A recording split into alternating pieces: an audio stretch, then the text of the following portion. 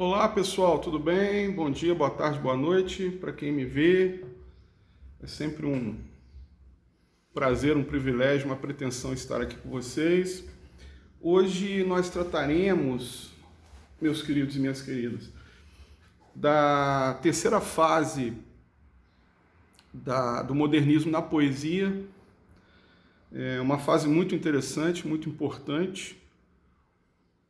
É uma fase que me chama muito a atenção, até pela sua relação com as artes plásticas de um modo geral, com concretismo, com surrealismo. Então, o que eu falei para vocês ontem? Eu disse que a gente comentaria sobre o João Cabral de Melo Neto e o Ferreira Goulart, só que agora, né, preparando aqui os apontamentos para a aula, eu me dei conta que não teremos condição de abordar o Ferreira Goulart por enquanto. Ferreira Goulart, a gente vai ter que tratar dele numa aula exclusiva. Porque o João Cabral é um poeta muito importante e o Ferreira também. Então, assim, não tem como juntar os dois em poucos minutos, né? Não tem como a gente fazer isso. Enfim, aí eu optei por tratar do João Cabral. Então, assim, iniciando o meu comentário, o que a gente pode dizer como uma espécie de preâmbulo, assim? A geração de 45, ela vai até os idos dos anos 80, vamos colocar assim. Estou me referindo à literatura brasileira, no caso, né? Obviamente. Então a gente pode pensar, poxa, um elemento que marcou demais o pós-45, é uma questão que foi assim fulcral para que os poetas eles começassem a reverberar uma outra forma de se encarar a poesia, foi a Segunda Guerra Mundial, certamente. Ontem eu estava me referindo às questões do governo Vargas, quando falei do Graciliano Ramos, da geração de 30. Então vejam vocês, essa pulsação, essa correlação pulsante da literatura com a história, ela se torna, em certos momentos, algo assim extremamente visível. Tem um poema do Drummond, Visão, 1944, meus olhos são pequenos para ver. Meus olhos são pequenos para ver porque eu enquanto um ser humano, eu não dou conta de tamanha barbárie. Essa é a grande questão. Então a gente pode pensar assim, poxa, dois momentos da Segunda Guerra que são negativamente cruciais. O Holocausto, o extermínio dos judeus. A gente pensa logo no campo de concentração de Auschwitz, que foi uma das maiores mazelas da história da humanidade, e em contrapartida a gente pensa também na bomba de Hiroshima e Nagasaki. Então são duas instâncias aí. De um lado, né, essa coisa de Auschwitz, encabeçando todo o horror perpetrado pelas forças do eixo, Alemanha, Itália, Japão, com foco na Alemanha, claro, evidentemente. E essa coisa do ataque a Hiroshima e Nagasaki, perpetrado pelos aliados, Estados Unidos, França, Rússia, Brasil, enfim. A galera do bem, na verdade, a gente sabe que na guerra não existe a galera do bem. O que a gente tem é o lado vencedor e o lado perdedor. E o lado vencedor sai perdendo também. Então, a constatação que chega para nós, né? A constatação da barbárie, a constatação da pequenez humana. e como o poeta toma conta de tudo isso, como que ele consegue encapsular tudo isso, como que ele abraça tudo isso e ele regurgita algo sobre. É sempre um esforço tremendo, um esforço bem difícil.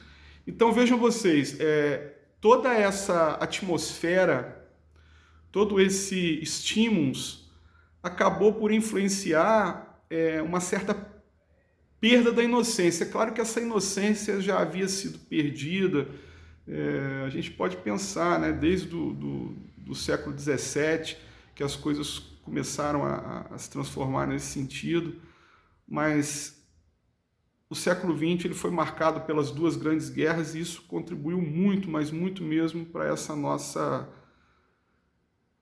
perda da auréola, segundo o Baudelaire e também o Walter Benjamin. Então essa perda da auréola, que seria a perda da inocência, vamos colocar assim, isso bateu muito forte aqui nos poetas do Brasil, um país periférico da América Latina. Então estamos circunscrevendo mais e mais ainda o fenômeno literário, trazendo este fenômeno para o nosso quintal. Então o Brasil, ele reagiu a tudo isso que estava acontecendo, deixando um pouco de lado, digamos, aquela fase inicial, né, da semana de 22. Ao contrário do que muitos imaginam, a semana de 22 ela chegou no momento em que foi considerada como ultrapassada. Isso já por muitos poetas da geração de 30 e algo que se desdobrou potencialmente na geração de 45. Então, qual era a forma do poema, então, a partir da geração de 45? Qual era a forma do poema? A forma do poema era aquela forma, digamos, sensível, romântica, irreverente, patriótica?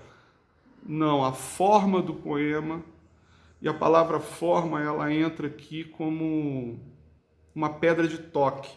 A forma do poema, o poema era muito formal mesmo. A gente pode pensar assim, a linguagem dos poetas da geração de 45 se tornou, de certo modo, mais requintada. Eu não sei se essa palavra ela cabe aqui, não é bem um requinte. Eles regressaram à rima, à métrica, não no sentido parnasiano, vazio, arte pela arte. Não. Eles fizeram isso buscando também um sentido de reflexão, buscando uma funcionalidade maior para a forma, exaltando o conteúdo. É como se a forma contribuísse para que o conteúdo transmitisse ainda mais a sua mensagem. E um grande nome, inegavelmente, da nossa poesia é o João Cabral de Melo Neto. Então, na geração de 45, a gente tem, de um lado, né, a gente tem o Drummond, e no outro extremo a gente tem o João Cabral, esses dois gigantes, né? As pessoas falavam muito na época sobre, poxa, quem é o melhor poeta, João Cabral ou Drummond? Drummond ou João Cabral? O Drummond ele resolveu isso de uma forma extremamente simples e política. Ele disse, não existe essa coisa de melhor poeta. Cada poeta tem a sua linguagem, cada poeta segue o seu caminho. Foi mais ou menos isso que ele falou. E ele defendeu que destoava da questão do João Cabral no tocante a essa preocupação formal, com a construção do poema. Então, eu tenho aqui um livro que possui um trecho de uma fala do João Cabral, uma entrevista que ele deu, Cadernos de Literatura, né, do Instituto Moreira Salles. Eu até disponho desse livro, só que não aqui no momento. Ele está em Barra Mansa, uma pena. É um livro muito bonito, visualmente falando, com muitas imagens e tal. Mas, enfim, aqui está o recorte da fala do João Cabral, que eu acho que ilustra muito bem isso que eu estou tentando passar para vocês. Então, abre aspas. Ele diz assim: para mim, a poesia é uma construção como uma casa. Isso eu aprendi com Le Corbusier, famoso arquiteto. A poesia é uma composição. Quando digo composição, quero dizer uma coisa construída, planejada, de fora para dentro. Vou fazer uma poesia de tal extensão, com tais e tais elementos, coisa que eu vou colocando como se fossem tijolos. Então a gente pode pensar naquela questão do poema planejado, do poema construído. Essa é a poesia do João Cabral de Melo Neto, que é uma das poesias mais geniais que nós temos na nossa literatura. Eu tenho aqui um livro, uma coletânea do João Cabral, organizada pelo professor Antônio Carlos Sequim, que, na minha modesta visão, é o maior especialista que nós temos hoje no Brasil em João Cabral. Já publicou vários livros e tal. Inclusive, eu vou disponibilizar para vocês no Classroom uma palestra somente em áudio, tá, gente? Que a gente encontra no YouTube. Eu vou disponibilizar o link lá para vocês, do professor Antônio Carlos Sequim, falando sobre a poesia do João Cabral, numa perspectiva lá voltada para a questão da infância, na poesia cabralina. Muito interessante, por sinal. Então, gente, tem várias questões que eu gostaria de abordar com vocês sobre o período em si, né? Sobre essa questão da geração de 45. Daqui a pouquinho eu vou começar a falar um pouco melhor sobre o João Cabral, mas vamos só abrir um parênteses aqui para a gente pensar um pouco sobre essa coisa do pós-moderno, porque a partir dessa passagem, né, de 1945 para os anos posteriores, instaurou-se aquilo que se convencionou chamar de pós-moderno. Essa expressão pós-moderno, pós-modernismo, isso já gerou inúmeros desdobramentos, inúmeras discussões. Na verdade, a gente não chega muito a um denominador, sabe? É uma coisa interessante de se pensar, porque tem pessoas que consideram o pós-modernismo como o contemporâneo. Só que aí eu pergunto para vocês, o contemporâneo ele não seria sempre um vir a ser, né?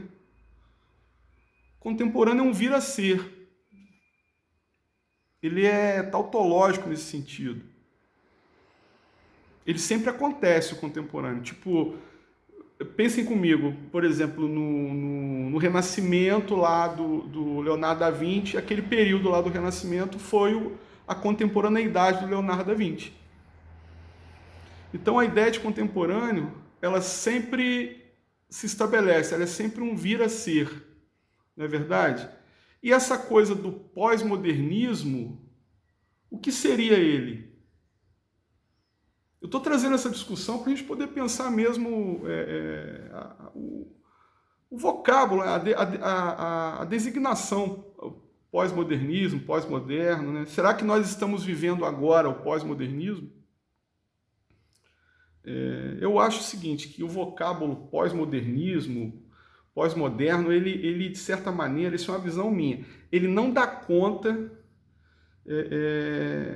de todas as experiências que estamos vivendo, né, e que ainda vamos viver. Ele não dá conta. Se a gente for parar para pensar, tem várias obras que falam muito dessa noção do pós-modernismo. Por exemplo, uma que me vem à cabeça agora, logo de cara, é a modernidade líquida do Zygmunt Bauman. Porque o que ele pensa? Ele considera que, na verdade, essa coisa de pós-modernismo, vamos deixar isso quieto, porque o que a gente tem é um modernismo sólido que, através de várias efemeridades existenciais, até caminharam para essa coisa da liquidez. Por isso que ele fala modernidade líquida. Então, na verdade, nós estamos vendo uma modernidade líquida. Olha só que coisa interessante. Aí tem, por exemplo, o Terry Eagleton, que, poxa, é um dos nossos mais renomados teóricos aí da literatura, né? Tem aquele livro dele, Teoria da Literatura, uma introdução, que todo mundo lê, que eu aconselho vocês também a realizarem a leitura, se caso ainda não a fizeram. Então, o que ele fala? Ele diz assim, que o pós-modernismo é a cultura contemporânea. Ele separa em dois vocábulos. O pós-modernismo é a cultura contemporânea. Então, a ideia de pós-modernismo está ligada ao contemporâneo, para o Terry Eagleton. E, na mesma medida, a pós-modernidade, o vocábulo em si remete a um período histórico específico, que é esse período que eu estou colocando para vocês aí, pós-1945, é o pós-guerra, começou no pós-guerra. Mas aí, se a gente for parar para pensar, hoje, 2020, nós ainda estamos vivendo o pós-modernismo? Ou será que nós estamos vivendo o pós-modernismo? Olha como que a questão ela é, né? Ela é difícil da gente chegar a um consenso, né? O Stuart Hall tem um livro dele muito bom também que eu aconselho vocês a leitura, é a identidade cultural na pós-modernidade. A identidade cultural na pós-modernidade. Stuart Hall. Quando a gente lê esse livro, a impressão que dá na gente, e nesse sentido eu vou muito na linha do Hall, parece que existe um entrelugar entre a modernidade e a pós-modernidade. Parece que a gente não tem como a gente firmar um diagnóstico de pertencimento, de não pertencimento, a gente fica assim meio como seres vagantes. Para resolver a questão, eu particularmente, eu sempre me refiro ao momento de agora como contemporâneo. O contemporâneo. O pós-modernismo, de vez em quando a gente fala dele, mas o momento de agora é o contemporâneo, porque senão a gente cai naquela esparrela do pós-modernismo. Enfim, é uma discussão que dá pano para manga, tem muita gente trabalhando isso ainda. Tem gente que fala que nós estamos vivendo agora o pós-colonialismo, não é nem pós-modernismo, enfim. Boaventura de Souza Santos trabalha um pouco essa questão, ele reviu os seus posicionamentos, tem um texto dele muito interessante sobre isso. Enfim, eu estou trazendo essa questão aqui para o bojo das nossas discussões, por quê? Porque a partir de 1945, a literatura brasileira, em especial, ela se adensou de uma tal maneira, ela fugiu, ela deixou de lado certas questões que até então poderíamos considerar como perfumarias até, enfim, não sei se vocês me entendem. Não é à toa que estávamos a ler Rubem Fonseca, na pegada dos anos 70, e que também veio dessa linhagem aí de transformações ocorridas a partir da geração de 45. Então é um momento de extrema importância, tá? De extrema importância, e que, bom, a gente tem sempre que ter em mente que no caso da poesia, por exemplo, os poetas, né, da geração de 45, eles pretenderam marcar, vamos pensar assim, uma identidade poética destoante daquela imagem irreverente, engajada lá da Semana de Arte Moderna, né? Eu acho que foi o Oswald que falava que nós devemos ser fortes e combativos como o jabuti. Ele tem... Assim, a irreverência era uma das assinaturas do Oswald de Andrade, né? Então aqui não tem ninguém desmerecendo a figura do Oswald, nem dizendo que, né, poxa, a contribuição dele não foi grande. Foi grande, claro, a gente precisou do momento do Oswald, do Mário. Só que agora a questão, agora que eu digo a partir da geração de 45, né, a questão se adensou, né? A questão...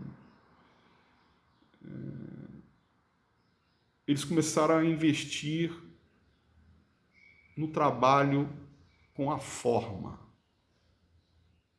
Então vamos pegar aqui, só para a gente, já que o papo de hoje é o João Cabral, tem um poema dele que eu gosto muito. Agora eu tenho que achar aqui, gente, só um momento. Tem um poema dele que eu gosto muito, que ele fez um poema para o Graciliano Ramos, inclusive. Para vocês terem noção de que essa questão da forma, então, ela estava sempre no âmbito das discussões, né? Olha que interessante o modo como o poeta diamante, segundo o Vinícius Moraes, né? O poeta diamante, aquele poeta todo trabalhado na forma, né? Se a gente pensar num diamante, o que é um diamante? Um diamante é aquela pedra preciosa que foi lapidada. Então, assim, o João Cabral, ele tinha essa preocupação em lapidar o poema também, né? Vejam vocês. Eu vou dar uma tréguazinha aqui, porque já estamos com 22 minutos e alguns segundos, então a gente retorna em seguida e eu vou fazer a leitura do poema Catar Feijão, um dos poemas mais conhecidos aí do João Cabral, saiu no livro A Educação pela Pedra, que foi publicado em 1966. Aí eu vou começar lendo esse poema para a gente poder comentar alguns pormenores da poesia cabralina, tá certo? Então vamos lá.